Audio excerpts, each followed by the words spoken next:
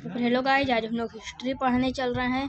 आज हम लोग प्राचीन इतिहास पढ़ेंगे, यानी कि एंशिएंट हिस्ट्री, जिसके लेखक खानफर हैं। चैप्टर नेम: प्रागैतिहासिक काल, प्री हिस्टोरिक पीरियड, आद्य ऐतिहासिक काल, प्रोटो हिस्टोरिक पीरियड, ऐतिहासिक काल, हिस्टोरिकल पीरियड। प्राचीन इतिहास, एंशिएंट हिस्ट्री। प्राचीन इतिहास 3 कालखंडों में बांटा गया है: प्रागैतिहासिक काल, आद्य ऐतिहासिक काल, ऐतिहासिक काल। Pre historic period, proto historic period, historical period. प्रागैतिहासिक काल 4 खंडों में बांटा गया है: पूरा पाषाण काल, मध्य पाषाण काल, नव पाषाण काल और ताम्र पाषाण काल।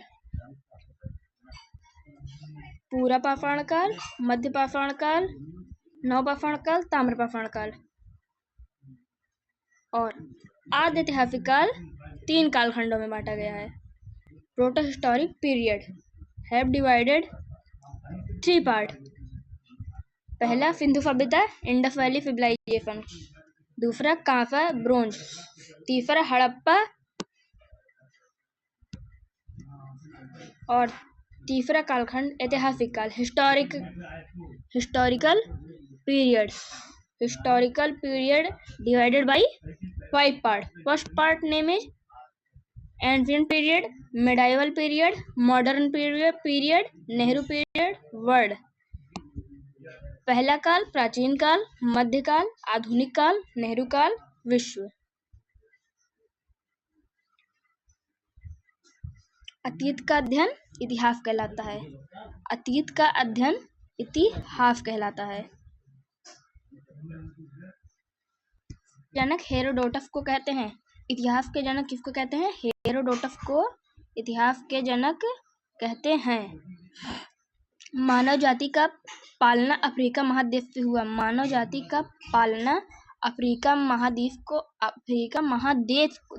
को कहते हैं, जबकि सभ्यता का पालना एशिया महादेश को कहते हैं।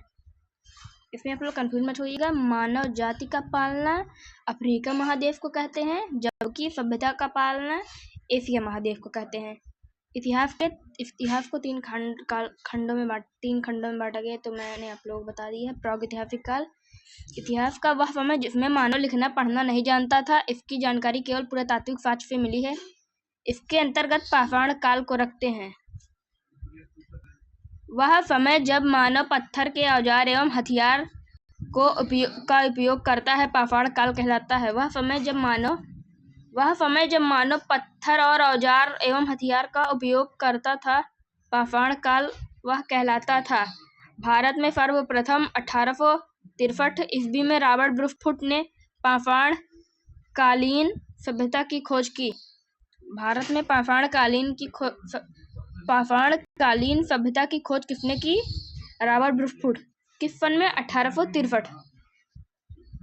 भारतीय पुरातत्व के पिता सर अलेक्जेंडर कनिंघम को कहते हैं। भारत में पुरातत्व के पिता अलेक्जेंडर कनिंघम को कहते हैं। भारत का पुरातात्विक संग्रहालय इंदिरा गांधी मानव संग्रहालय है, जो संस्कृति मंत्रालय के अधीन है। मिलने वाले धातु के आधार पर नामकरण क्रिश्चियन थॉमस ने किया। जो दोस्तों मिले हुए धातु हैं, उसके आधार पर नामकरण क्रिश्चियन थॉमस ने किया। लिखावट के आधार पर नामकरण जॉन ब्रूफ ने किया। लिखावट के आधार पर नामकरण जॉन ब्रूफ ने किया। पाषाण काल को 4 भागों में बांटा गया है। पूरा पाषाण काल को 4 भागों में बांटा गया है।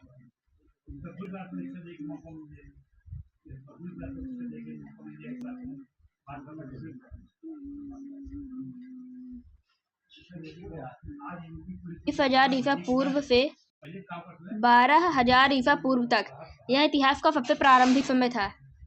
पूरा पाषाण काल इतिहास का सबसे प्रारंभिक समय था। इस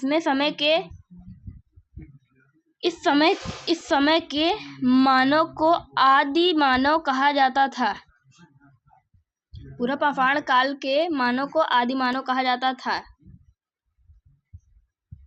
इस समय का मानव खाना बदोश खाद्य संग्रहक अर्थात उसके जीवन का मुख्य उद्देश्य जानवरों की भांति ही अपना पेट भरना था। खाना बदोश यानी कि दोस्तों एक जगह से दूसरी जगह पर जाते थे, वो उनका एक स्थान निर्धारण नहीं था।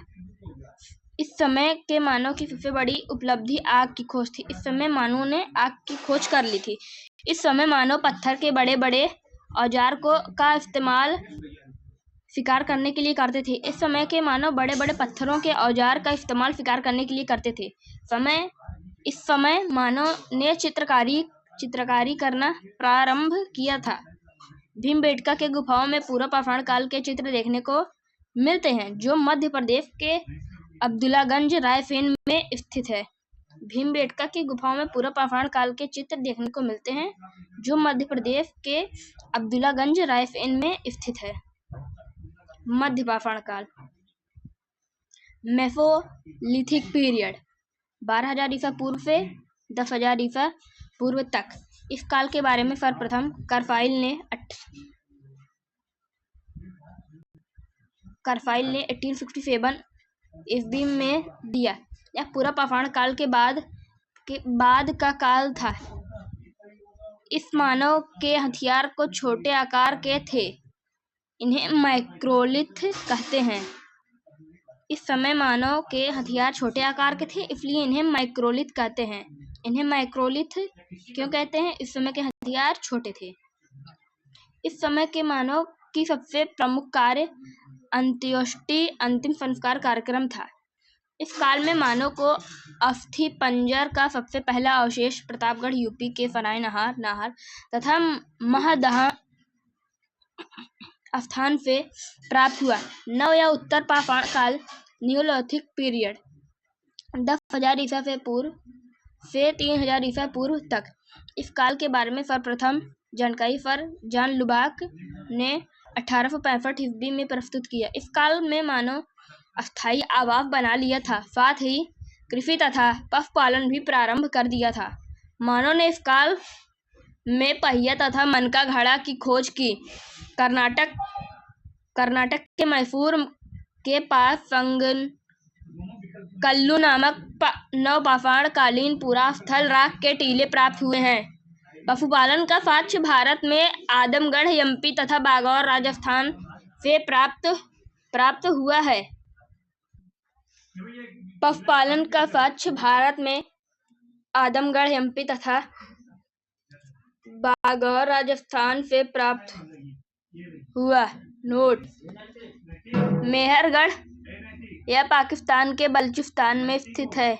यहाँ से सर्वप्रथम 7,000 ईस्वी पूर्व सुलेमान और किरथर पहाड़ियों के बीच कृषि के साक्ष्य जौ एवं गेहूं मिली थी। बुरहोम यह कश्मीर में अवस्थित। यहाँ गर्तवास का प्रमाण मिला है। यहाँ से मालिक के साथ कुत्ते को दफनाने का साक्ष्य मिला है। यहाँ पर मालिक के साथ कुत्ते को दफनाने का साक्ष्य मिला है। गुफा कराल, यहाँ से मृतभांड का पहला प्रमाण प्राप्त हुआ है। मृतभांड का पहला प्रमाण कहाँ से प्राप्त हुआ है? गुफर काल। कोलडिहवा यह मध्य प्रदेश के बेलना घाटी में स्थित है। यहाँ पर चावल का प्राचीनतम साक्ष्य 6,000 ईसा पूर्व मिला है। चिरांद यह बिहार के सारण जिले में स्थित है। यहाँ से प्रचुर मात्रा में हड्डी के उपकरण प्राप्त हुए हैं। लेहू राजदेह यहाँ से नवीनतम सबसे प्राचीन चावल का साक्ष्य 9,000 ईस्वी पूर्व से 7,000 ईस्वी के बीच प्राप्त हुआ। दमदमा यहाँ एक ही कब्र से 3 मानव कंकाल मिले हैं। मानव द्वारा पाला गया पहला पशु कुत्ता था। ताम्र पाषाण काल चैलोलिथिक पीरियड यह पाषाण काल का अंतिम समय था। इस समय तांबे की खोज हुई थी, जिस कारण औद्योगिकीकरण शुरू हो गया। इसी औद्योगिकीकरण का विकसित रूप सिंधु सभ्यता में देखने को मिलता है। नौदा टोली मध्य प्रदेश का एक महत्वपूर्ण ताम्र पाषाण पूरा स्थल है, जिसकी उत्खनन एच.डी. फंकालिए ने कराया था। मानव द्वारा खोजी गई पहली धातु तांबा थी। तो फिर अब हम लोग वन लीनियर क्वेश्चन देख लेते हैं। इतिहास का जनक किसे कहते हैं? हेरोडोटस। भारतीय पुरातत्व के पिता किसे कहा जाता है? Alexander Cunningham.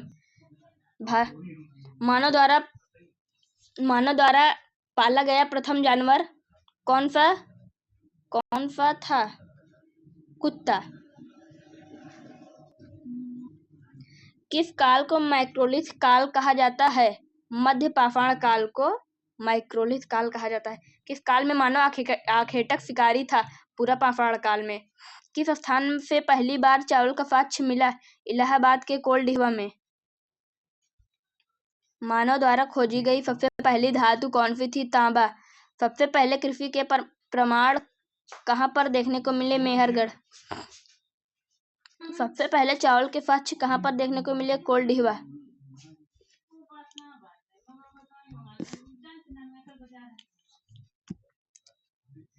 आग का आविष्कार किस काल में हुआ? पूरा पाषाण काल।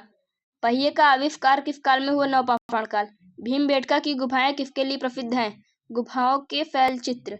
रॉक का टीला किस नवपाषाणिक स्थल से संबंधित है? फग्न कुल्लू। रॉबर्ट ब्रूसफुट थे भूगर्भ वैज्ञानिक एवं पुरातत्वविद। हड्डी से निर्मित आभूषण भारत में मध्य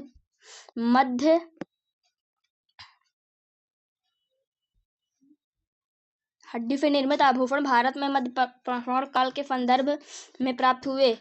महादाह से। किसको चालोकलिथ युग भी कहा जाता है? ताम्र पाषाण युग को। कोपेनहेगन संग्रहालय की सामग्री से पाषाण, कांस्य और लौह युग का त्रियुगीय विभाजन किया गया था। थॉमस ने।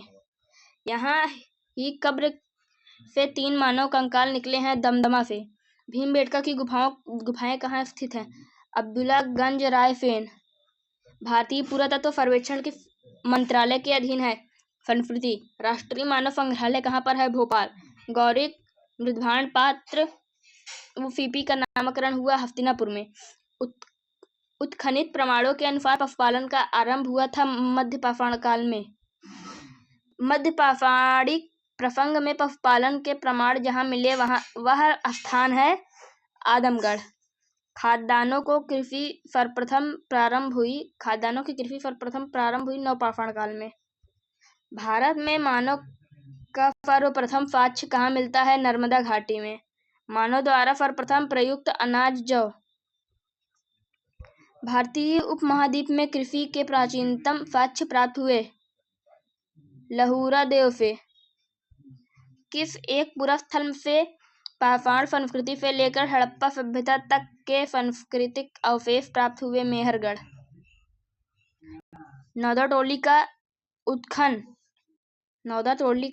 उत्खनन किसने किया था? एच.डी. फंकालिए ने। नौदा टोली किस राज्य में अवस्थित है? मध्य प्रदेश में। किस स्थान पर मानव के साथ कुत्ते को दफनाए जाने का साक्ष्य मिला है? बुरजहोम। गर्त आवास के साक्ष्य प्राप्त हुए बुरजहोम से। विंध्य क्षेत्र के किस शिलाश्रय से सर्वाधिक मानव कंकाल मिले हैं? लेखहिया। पाषाण कालीन सभ्यता तथा संस्कृति का अन्वेषण 1862 ईस्वी में सर्वप्रथम किसने किया? ब्रूसफुट ने। भारतीय प्राक इतिहास के पिता कहा जाते हैं रॉबर्ट ब्रूसफुट को। पूरा पाषाण काल को किस अन्य नाम से भी जाना जाता है? आखेट युग। बैल और हल की सहायता से कृषि कार्य की शुरुआत किस काल में हुई?